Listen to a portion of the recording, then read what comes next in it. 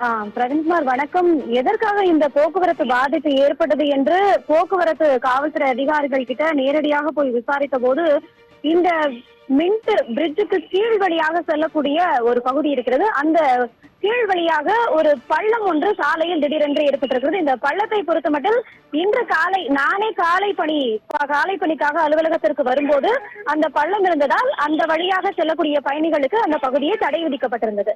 அந்த பள்ளத்தை தற்போது வரை சரி செய்யாததே இந்த இவ்வளவு நேர போக்குவரத்திற்கு காரணமாக போக்குவரத்து காவல்துறை அதிகாரிகள் தரப்பில் சொல்லப்படுகிறது.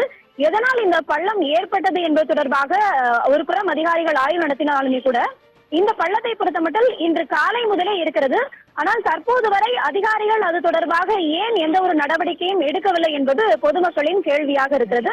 இது ஒரு புறம் இருக்க, இந்த பள்ளம் காரணமாக பிரிட்ஜ் கீழே வழியாக செல்லக்கூடிய அனைத்து தரப்பு வாகன ஓட்டிகளும் அந்த பிரிட்ஜுக்கு மேம்பாலம் வழியாகவே செல்லக்கூடிய ஒரு சூழல் ஏற்பட்டிருக்கிறது. ஒட்டுமொத்தமாக கீழே செல்லக்கூடிய அனைத்து வாகன ஓட்டிகளும் மேம்பாலத்தையே நம்பி பயணிக்கக்கூடிய இந்த சூழலில் மேம்பாலம் முழுவதும் நீண்ட தூரம் வாகனங்கள் அணிவகுத்து நிற்கக்கூடிய ஒரு சூழல் நிலவி வருகிறது. கிட்டத்தட்ட இந்த பகுதியை நீங்க எடுத்துக்கிட்டீங்கன்னா, இந்த பகுதி வழியாக சவுகார்பேட்டை, அதே போல மின்ட்டை கடந்து சென்னை பீச் ஸ்டேஷன், நீதிமன்றம், மவுண்ட் ரோடு இது போன்ற வழியாக பயணிக்கக்கூடிய பிரதான சாலையாக இருக்கிறது.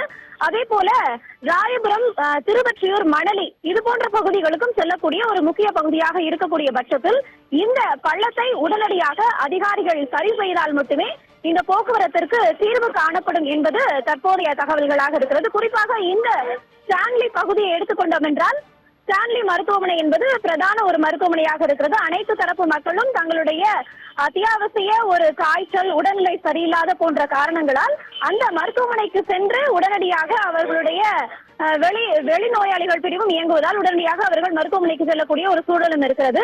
குறிப்பாக நாம் இந்த போக்குவரத்து தொடர்பாக விஷுவல் எடுக்கும்போது கூட நீண்ட நேரம் ஆம்புலன்ஸுகள் அந்த சட்டத்தை ஒளிர விட்டபடியே நிற்கக்கூடிய ஒரு சூழலும் இருக்கிறது. இதனால் இந்த பகுதியில் நோயாளிகள் கடுமையாக ஒரு அவதிக்கு உள்ளாகக்கூடிய ஒரு சூழலும் ஏற்பட்டிருக்கிறது.